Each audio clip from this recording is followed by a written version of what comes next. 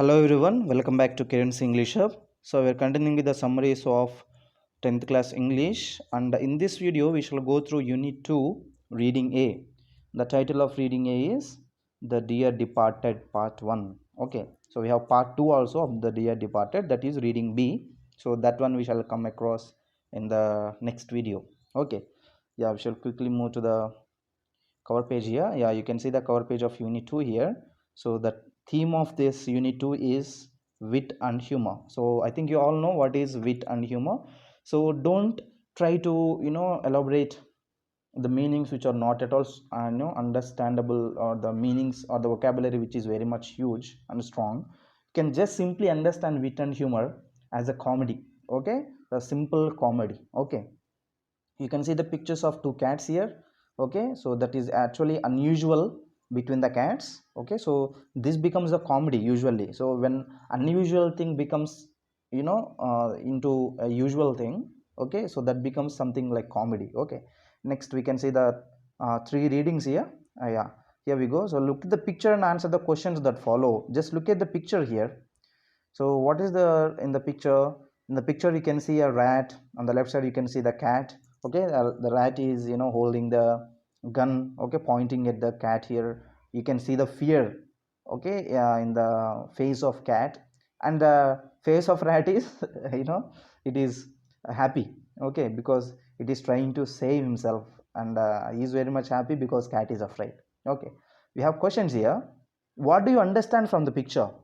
So from the picture we can understand, though some great person or some strong person is there in front of us, if he is afraid of us, if we pose him a gun, or if we show him some knife like that, he will be afraid, and that brings some joy in our face. Okay, because that fellow is afraid of us. Okay, next, can you recall anything comic associated with these two animals? Of course we can recall the comedy cartoon, Tom and Jerry. Okay, so very famous comic, the cartoon that is. So we can recall that one. Next, third question, can you imagine what may be the conversation between the rat and the cat? So the conversation might be, the cat might be asking not to shoot the rat, and the rat might be asking the cat, if at all, if you come after me, if I leave you now, I will shoot you back, like that. Okay, so the conversation might be like, just like business. If you do that, I will do this. If you don't do this, I will do that. Okay, like that. Next, question number 4 here. How do people differ in enjoying humor? Young and old, rural and urban, literates and illiterates. So differ in the sense difference. For example, if this particular comic picture is shown to the young one young person and old person, so the reactions might be different. So older person might think, what type of comedy is this? But when you show it to a young child, he might be laughing because he enjoys that atmosphere here. Okay, next, rural and urban. So rural people might not be able to react so much in a comic way, but urban people or urban students or urban children will surely react at it in a different way than the rural. Next, literates and illiterates.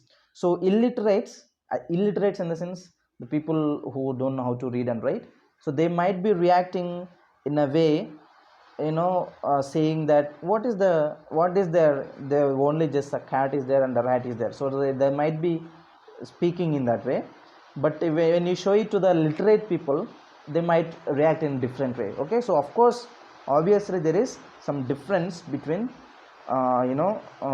these variations here: young and old, rural and urban, literates and illiterates. Okay,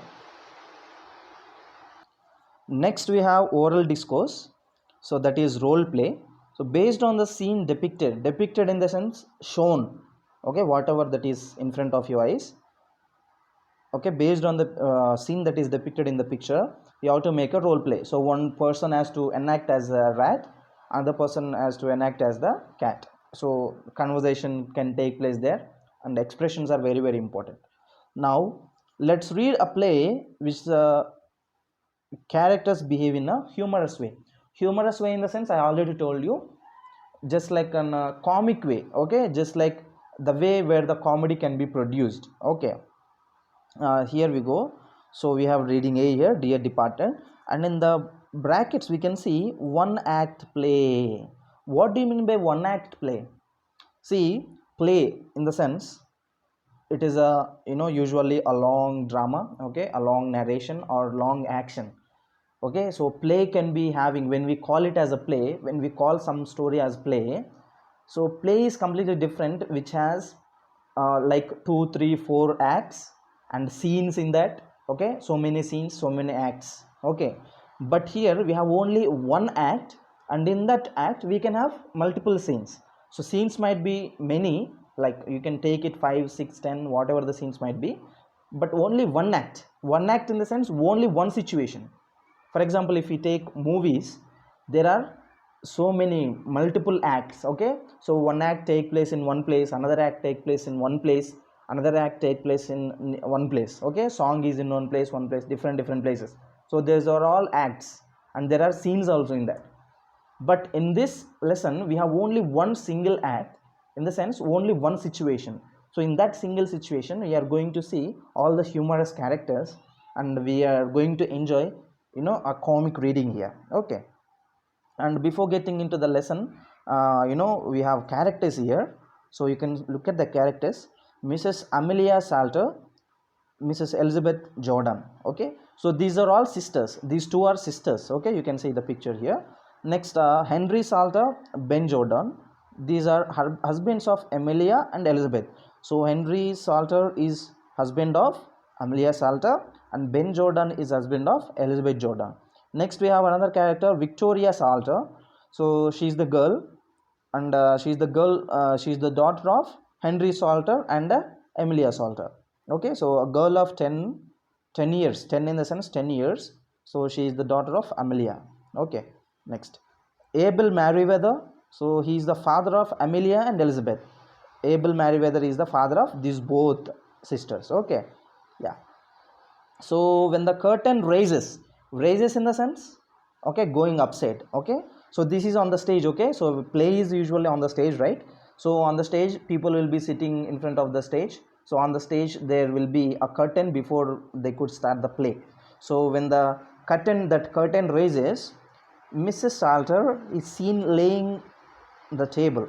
She is a vigorous, plump, red-faced, vulgar woman, prepared to do any amount of straight talking to get her own way. So what is her character? She is a vigorous woman, plump, red-faced, vulgar woman also, and she is also prepared to do any amount of straight talking, any amount in the sense she is ready to go how far she can go, to take or to win whatever she wants to win. Okay, next, she is in black. She is in black in the sense not in black color. She is not in black color. She has worn the dress which is in black color. So her dress is in black color at that moment. She goes to the window, opens it and calls into the street. Okay, so this woman Salter, she is in black color dress. She goes to the window and she opens the window, and she calls into the street. Calls in the sense, calling someone there. Yeah, so Mrs. Salter speaking like this, sharply in the sense, suddenly, or with some type of loud voice and all. Victoria, Victoria, do you hear? Okay, so dear in this is a short form of do you, do you. So this is do, d apostrophe of ye is the short form of do you. Okay, next, so do you hear? Come in, will you? So she is calling her daughter, Victoria, do you hear me? Come in. Okay, next, so Victoria, precious girl, often dressed in colors, enters. So usually her daughter Victoria, she usually wears the dresses which are in different colors and all, colorful dresses. Okay, so Mrs. Salter, I am amazed at you, Victoria. I really am. Be off now and change your dress before your Aunt Elizabeth and your Uncle Ben come. It would never do for them to find you in colors with grandfather lying dead upstairs. So, what is the situation there? This mother called the daughter, and when the daughter has come inside, the mother saw the daughter who is in different color dresses. So looking at the daughter, this mother is a little bit angry, and she said, what happened to you? Our grandfather is lying dead. So the situation is, her father is dead. Whose father? Mrs. Salter. Okay, so she might be elder sister. Okay, so their father is staying there. Okay, so Meriwether. Okay, you have seen, no, that character here. So Abel Meriwether. So this man is dead now. So because of his death, in the Western countries, usually when people die, when anybody dies, people usually wear black color dresses. Okay, so to show their sympathy, okay, to show their sadness, okay, so poorness and all. So usually we also find some cricketers or some players, they wear black threads or black ribbons, if they want to show some sadness towards some, like something like that. Okay, so here the mother is already in black color dress.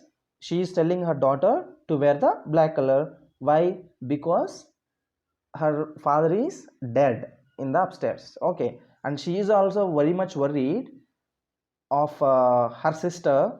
Okay, so who is a sister? Elizabeth. Okay, so aunt, in the sense she is aunt to Victoria. Okay, Elizabeth is aunt to Victoria, and Ben is uncle to Victoria. Okay, so if Elizabeth looks this girl, okay, suddenly sees this girl, and by that time, if this girl will be wearing colors and all, so Elizabeth might think that this family, my sister's family, my sister's daughter, everybody is very happy because my father is dead. Okay, so she didn't want to give that type of meaning to her sister. So Salter told her daughter Victoria to wear black dress. Okay, next, Victoria, what are they coming for? They haven't been here for ages. So Victoria said, what are they coming for? Why are they coming to our home, mom? They have not been here for ages. For ages in the sense, not so many, years and all, not tens of years. Okay, just like few 7, 8, 9, 10 years, like that. Okay, ages in the sense here, years. Okay, so they have not come to our home for so many years. Why are they coming now? So Mrs. Salter, they are coming to talk over poor grandfather's affairs. Your father sent them a telegram as soon as we found he was dead. A noise is heard. Okay. So her mother replied, Mrs. Salter replied, okay, fine, they are coming here because we have some affairs. Affairs in the sense something like a sharing, okay, property sharing between both of us. And your father also sent a telegram as soon as we found your grandfather is dead. And as soon as she completes the dialogue, there was a small noise. So Henry Salter, a stooping, heavy man with a dropping mustache, enters. Okay, so his appearance is like that. Next, he is wearing a black tailcoat, gray trousers, a black tie, and a bowler hat. So this man is also in almost black color dress. Okay, so Henry, I am wondering if they will come at all. So this man is not sure whether they will come at or not. Okay, because it has been so many years and there is no speaking, no conversation between these two families. So because of that, Henry is doubting. Okay, so when you and Elizabeth quarreled, she said she would never set a foot in your house again. So previously there was some quarrel in the sense, some fight between both sisters. And at that time, before Elizabeth could leave, she said something. What was that? She said, I will never set foot in your house again. Okay, usually in movie dialogues we see, say, until I become the rich man in the world, I will not set my foot in the house again. Okay, we make those type of promises to our fathers and mothers and we leave our home. So this type of situation had taken place previously. And next year, so Mrs. Salter, she will come fast enough after her share of what our fathers left. You know how hard she can be when she likes. Where she gets it from, I can't tell. Okay, so when Henry doubted Elizabeth's arrival, her sister Salter is not at all doubtful. Okay, she is completely clear.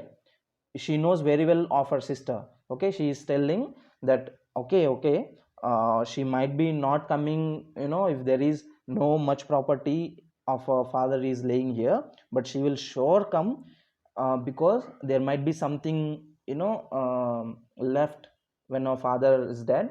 So she will surely come to receive that property, whatever that is left. So don't worry, she will be here. And I don't know how she can make heart that much strong though her father is dead. Okay, next.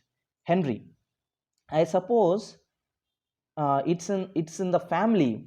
Okay, so this man is making some joke here. So he is telling that I think this type of behavior is in your family, in the sense that even applies to his wife also. Okay, Mrs. To Salter also. Okay, so that's why he took some pause there, and he is again diverting the topic, like asking where are my slippers. Okay, he doesn't want to get some dialogues from his wife. That's why he made some pause and started to divert the topic there. So Mrs. Salter, in the kitchen, but you want a new pair? Those old ones are nearly worn out, so nearly breaking down. You don't seem to realize what's costing me to bear up like I'm doing. My heart's fit to break when I see the little trifles that belong to fathers laying around, and think he will never use them again.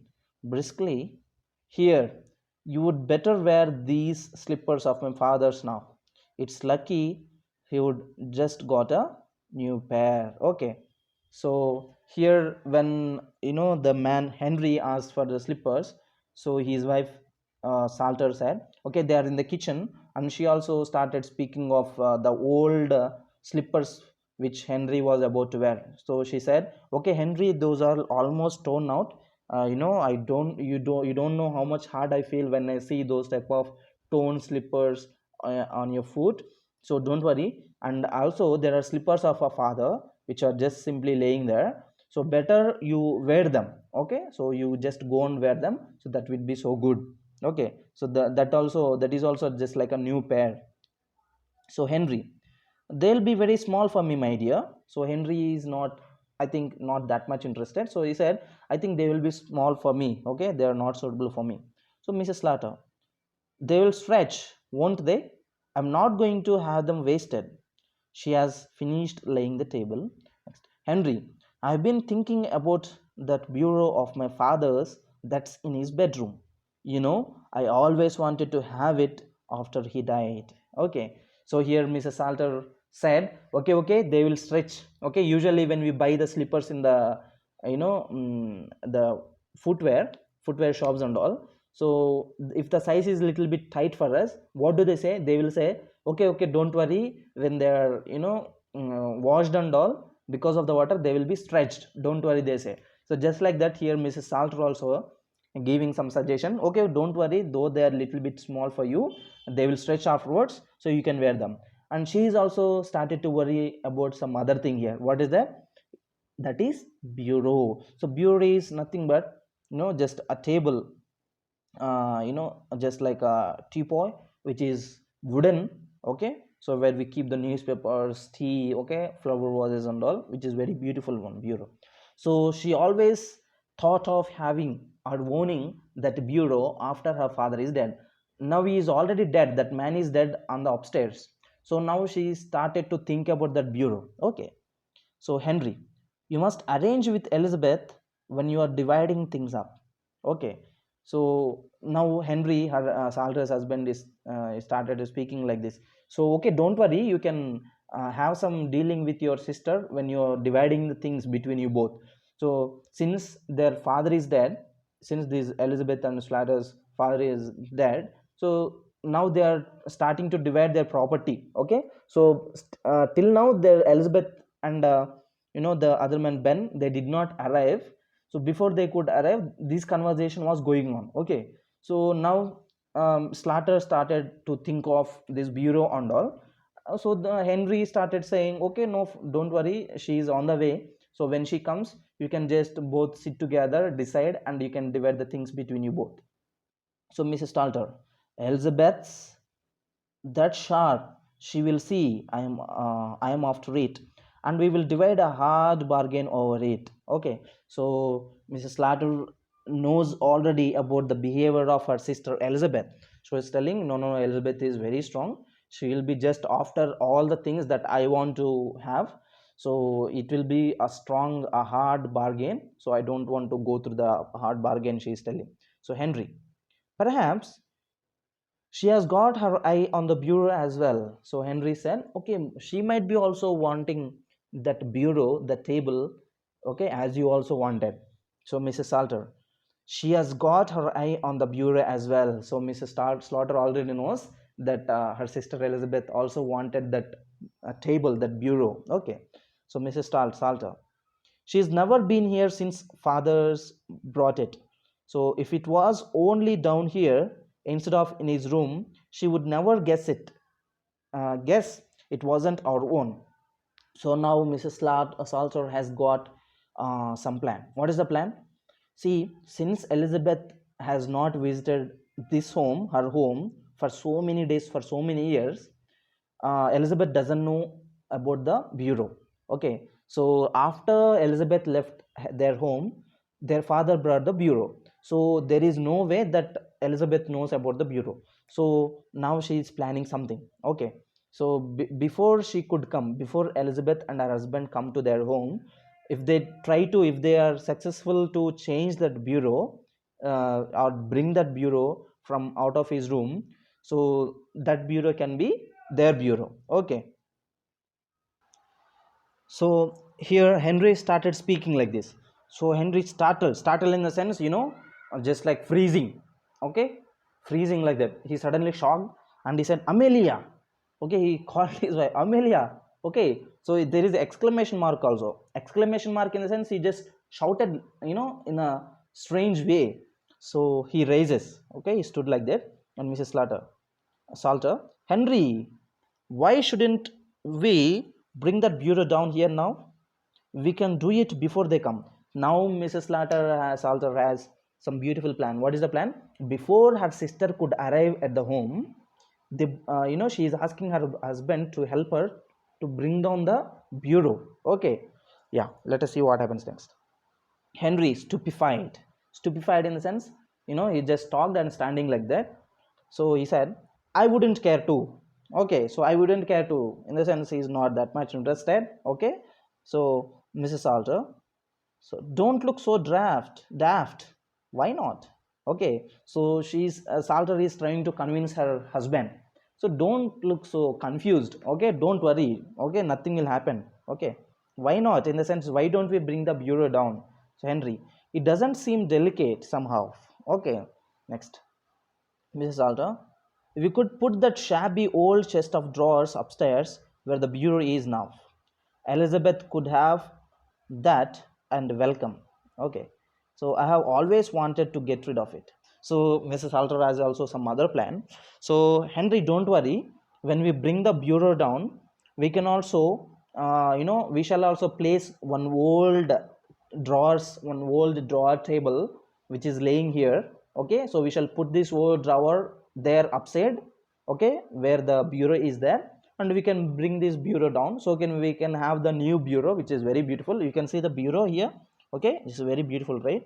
So this old bureau, whatever that is there, that old one, Elizabeth can take it. Okay, so now she wants to get rid of that old bureau, and she also wants to have this new bureau. Okay, so she points to the old drawers. Henry, suppose they come when you are doing it. Okay, now this man is hinting something negative.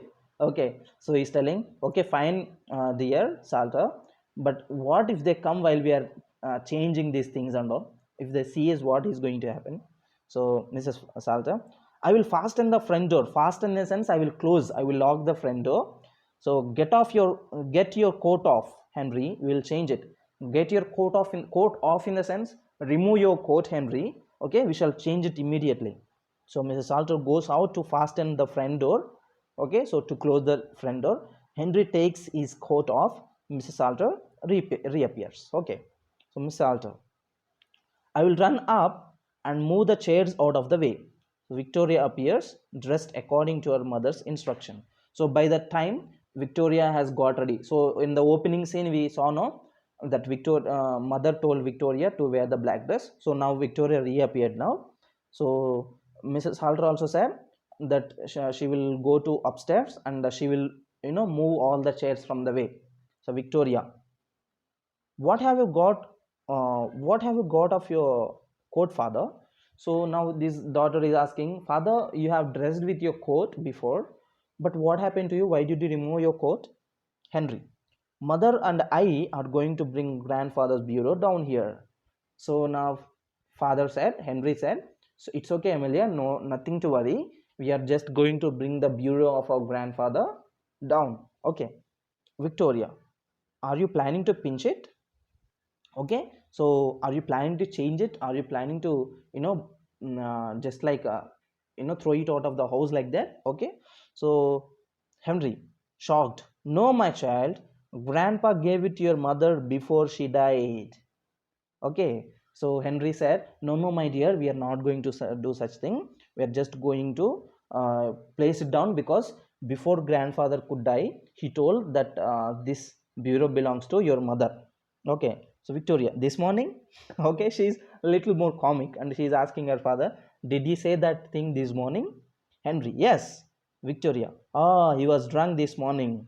Okay, so Victoria, here, the daughter, the little girl, 10 years old girl, is not sure of her grandfather whether he said that thing or not. So she also mentioned that he was drunk this morning. So Mrs. Salter appears carrying a handsome clock under her arm. So she is trying to replace the clock also. Okay, Miss Salter, I thought I would fetch this one down as well. She puts it on the mantelpiece. Mantelpiece in the sense, the table. So our clock's worth nothing, and this always appealed to me. So she is also planning to bring that clock down, which is very much valuable. And she also knows that whatever the clock they are having, now, that is not that much valuable. Okay, next. So Victoria, that's grandpa's clock. So children are always truthful, right? So that's why Victoria, as soon as she saw the clock in her mother's arms, she said, no, that is grandpa in the sense grandfather's clock. So Mrs. Salter, be quiet, it's ours now. Come, Harry, lift your hand. So when Victoria said that is grandpa's clock, so her mother is saying, no, don't shout, don't, be quiet, okay? It is our clock now, be quiet. And she also started saying to her husband, lift your hand. Then they started to bring down the bureau. So this everything is there between. So Henry and Mrs. Salter, very hot and flushed, stagger in a very pretty old-fashioned bureau containing a locked desk. They put it where the chest of drawers was, and straighten the ornaments, etc. There is a knock at the door. The knock is repeated. So as soon as they completed changing this both old table and this new bureau, there was a knock, continuous knock was there on the door. Somebody is knocking the door. So Victoria ushers in Ben and Mrs. Jordan. So the latter is a stout, complacent woman with an irritating air of being always right. She is wearing an outfit of new mourning. Ben is also in complete new mourning. Okay, mourning in the sense sadness, M-O-U-R, not M-O-R-N-I-N-G. Okay, so he is rather a jolly little man, but at present trying to adapt himself to the regrettable, regrettable occasion. Okay, regrettable occasion in the sense a sad occasion. So Mrs. Jordan sails in the sense comes into the room and solemnly goes straight to Mrs. Salter and kisses her. Okay, so kisses her in the sense usually that is the way of greeting in the western side. So she, as soon as she opened the door, she came inside. Straight away she went to her sister and she kissed on her cheeks. So the men shake hands. Okay, these two men, okay, Henry and Ben, they shook their hands. These both sisters kissed each other. Okay, so Mrs. Jordan, well, Amelia, and so he's gone last night. So he's gone at last. So here her sister Jordan is telling, okay, my dear sister, so finally our father is dead. Okay, so Miss Salter, yes, he's gone. He was 72 a fortnight last Sunday. So how old he was? He was 72 years old. Okay, so she sniffs back a tear. Okay, sniffs in the sense just trying to roll one tear out of the ears. Okay, out of the eyes. So Ben chirpily, now, Amelia, you must not give away. We'll all have got to die sometime or other. So now Ben is trying to console, here Salter. So he's telling, okay, okay, fine, Amelia, don't cry. It's okay. We all have to die someday. So Mrs. Jordan, and now perhaps you will tell us all about it. Okay. So now Jordan, okay, here in the sense, Elizabeth is asking her sister, okay, tell me, sister, what happened last night and all. So Mrs. Salter, father had been merry this morning. Merry in the sense happy this morning. He went out soon. He went out soon after breakfast to pay his insurance. Okay, so her sister said, Salter said, no, he was very happy this morning, and he went out also to pay his insurance soon after having breakfast. Ben, my word, it's a good thing he did. Okay, so Ben is very much happier because when he pays insurance, they are going to get more money. Okay, because of the insurance after the old man's death. Okay, so that's why Ben is happy. Okay, so Jordan here, Elizabeth, he always was thoughtful in that way. He was too honorable to have gone without paying his premium. Okay, so now Jordan is also saying it's okay. He was always so much honorable, in the sense he was always doing the right thing, and he also paid his premium in the time. So that is, we are very much happy of that. So Henry, and when I came in, I found him undressed, sure enough, and snug in bed. Okay, so Henry also said, so when he came out, okay, came inside home from the outside after paying the premium, so he went inside and he just slept like that. Okay, he undressed himself and slept like that. Miss Salter, and when we would finish dinner, I thought I would take up a bit of something on a tray. So he was laying there for all the world as if was asleep. So I put the tray down on the bureau, on the chest of drawers. Okay, so here, see here, so say they started to tell whatever that happened previously. So Henry said, so he went outside to pay the premium and all. He came inside, he undressed himself and slept. So Mrs. Sartor started speaking again, saying, okay, at the dinner time, we thought we would wake him up, and I also took some food for him. And she also said, in a hurry, she said, I placed the food on the bureau, but actually bureau is not there upstairs, bureau is here down. Okay, before they could come, they have changed now already the bureau and all. So, and she corrected herself. Okay, she corrected herself and said, on the chest of drawers, and went to waken him. Okay, so there was a pause. He was quite cold. She also said quite cold in the sense when somebody is dead, so their body becomes cold. Okay, cool. So a pause. They wipe their ears and sniff back tears. Again, they started, just shedding tears. Okay, so Miss Salter, rising briskly at length in a business-like tone, well, will you go up and look at him now, or shall we have tea? Okay, so actually, when people visit, um, the people who died, usually we go and see the person who is dead. But here, Salter is a little bit happy. She seems to be happy. She's saying, "Do you want to have tea, or do you want to go and see that see our father?" Okay, so Mrs. Jordan, what do you say, Ben? Ben, I'm not particular. Here, even Jordan also now telling, okay, first let us see your father. Okay, she's asking her husband, Ben. Okay, so Ben also said, I'm not sure, particularly in the sense, I'm not sure. So, Mr. Jordan, surveying the table, well, well then, if the kettle is ready, we may as well have tea first. Kettle in the sense, the tea kettle, okay, which we usually have in the hotels and all. Okay, so in the western side, they have that kettles and all. Okay, so Mrs. Jordan, yeah, that is the one. Mrs. Salter put the kettle on the fire and gets tea ready. Okay, so when her sister Elizabeth told that we shall have tea first if the kettle is ready, so Mrs. Salter went into the kitchen and she is making the tea ready. So Henry, one thing we must as well decide now is the announcement in the papers. Okay, so Mrs. Jordan was thinking of that. What would you put? Okay, So they were also talking about the papers, okay, announcement of the papers, in the sense the property that they want to share between those both sisters, okay. So there was a small pause. Even Jordan also started to speak about that. Jordan: well, we'll think about it after tea, and then we'll look through his bits of things and make a list of them. That's all the furniture in his room. So they started to think of dividing their father's property between both of them.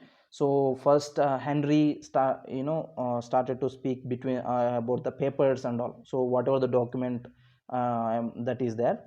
Next, Jordan is also thinking about Mrs. Jordan is also thinking about the things, whatever things that are there in his room and all. So they have to decide to divide between both of them. Okay.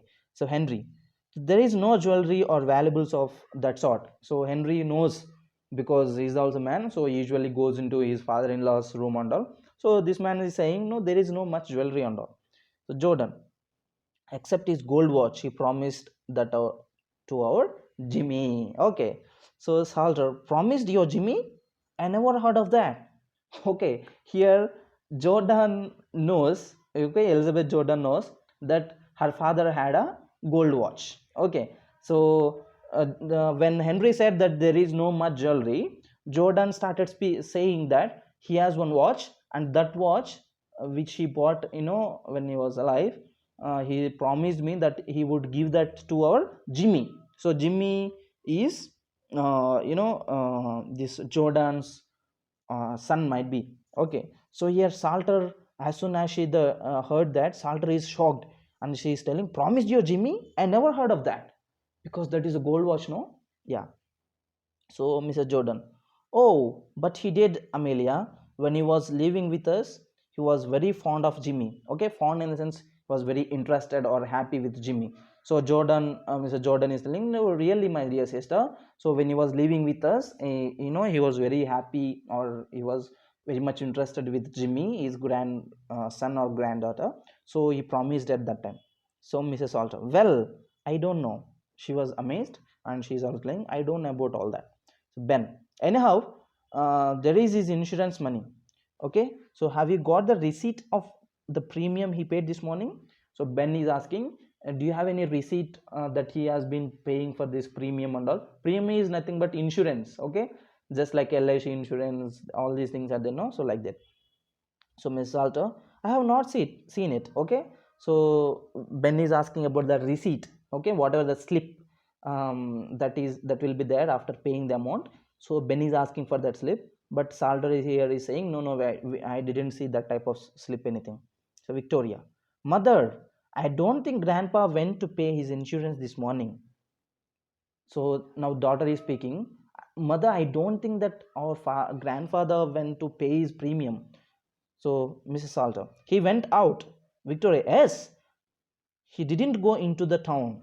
He met old Mr. Tattlestar Tattersall. Okay, so that is Mr. Tattersall down the street, and they went off past St. Philip's Church. Okay, so here daughter was very observant of her grandfather. She is telling, no, no, he didn't go into the town to pay his premium. He just met Mr. Tattersall on the edge of the street like that, and they both went to St. Philip's Church. Okay, so Ben, do you think that he hasn't paid it? Was it overdue? Overdue in the sense, might be extra money. Okay, so Ben is little bit interested in the amount that his father-in-law was paying, because he would get the money. So he is thinking, do you think that he did not pay the amount, so we have to pay the overdue and all? So Miss Salter: I should think it was overdue. Okay, so Salter is again confirming that statement, saying it was overdue. So Miss Jordan: something tells me he has not paid it. Okay, so here Elizabeth Jordan is very much keen, and she is also confirming the statement, saying, I think he did not pay it. So Ben: the drunken old beggar. Okay, so till then he was very much respectable towards his the father-in-law. telling that he might be having some jewelry, he might be having some papers, he might be having some insurance amount and all. But now he's scolding the drunken old beggar. He didn't pay his amount, and because of that we have to pay the extra amount and all. Okay, so see here. Next, Mrs. Jordan, he has done it on purpose just to annoy us. Okay, so annoy us in the sense to give us some pain and all. He did not pay, I think. So Mrs. Salter, after all I have done for him, having to put up with him in this house these 3 years, it's nothing sort of swindling. Okay, swindling in the sense, making some painful thing like that to people. Okay, Salter is telling, though I have kept him these 3 years in my home, giving food, giving him all the shelter, all the arrangements and all everything, though I have done this much of things to my father, he didn't even pay the premium and didn't even tell me about that. Okay, so Jordan, I had to put up with him for 5 years. So the other sister is speaking, you have only spent 3 years with father, but before that he was with us for 5 years.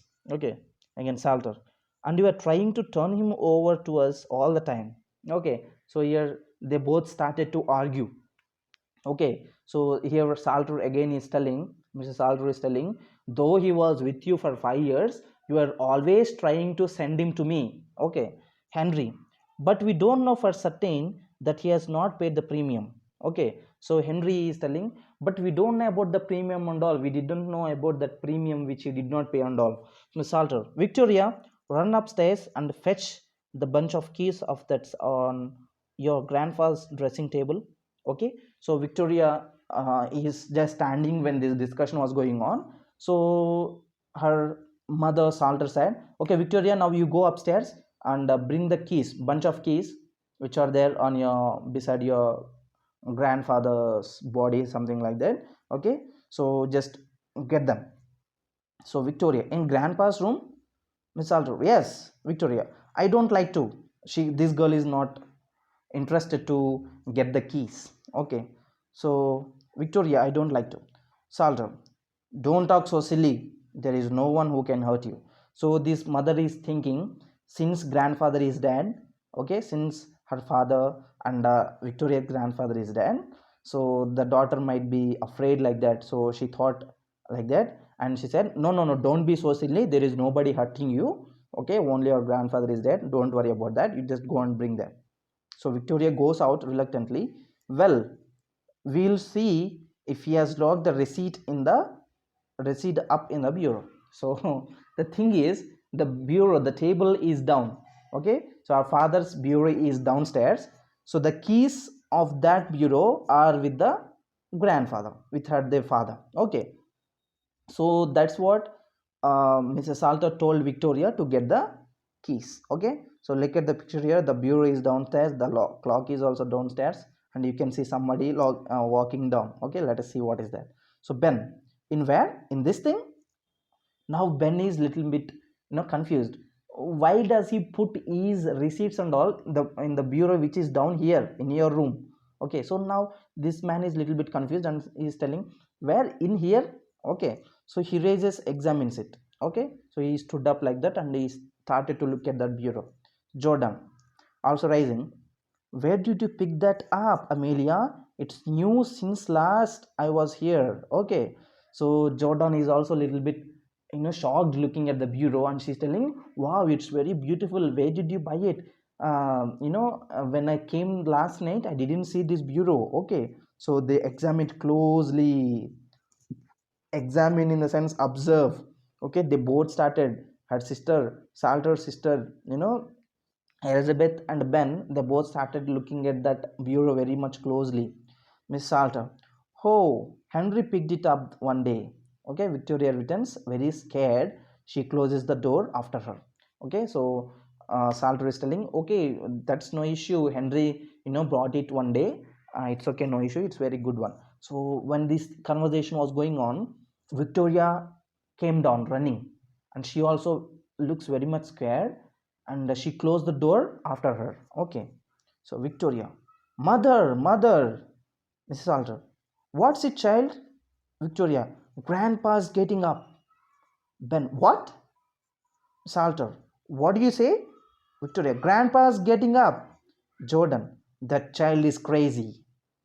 Don't talk so silly. Don't you know our grandpa's is dead?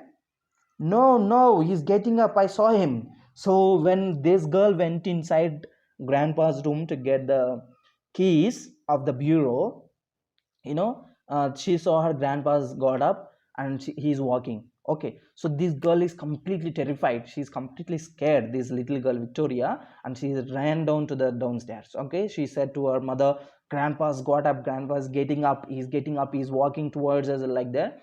These people, her mother, father, aunt and uncle, they're confused and saying this girl is a little bit crazy in the sense, loose nuts. Okay, so Ben, yes. So here, let us see. They are transfixed with amazement.